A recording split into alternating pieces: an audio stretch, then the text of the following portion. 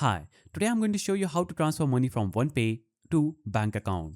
So moving money from your OnePay card to your bank account is quick and straightforward. Whether you need funds for bills, shoppings or savings, the process can be completed directly from the OnePay app in a few simple steps. So first, launch the OnePay mobile application and log in with your credentials. On the home screen, locate the transfer or send money option. This is where all external transfers are initiated. Now, choose transfer to bank or similar option, and you will be asked to enter your bank account details including account number, routing number and account type.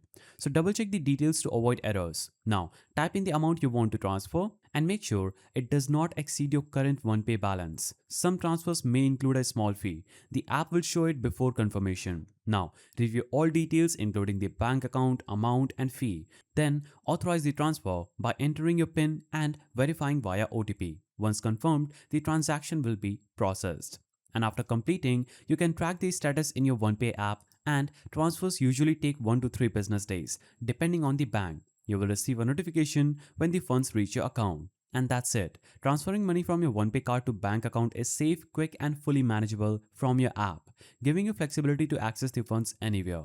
If you found this guide helpful, please don't forget to give it a thumbs up and thanks for watching.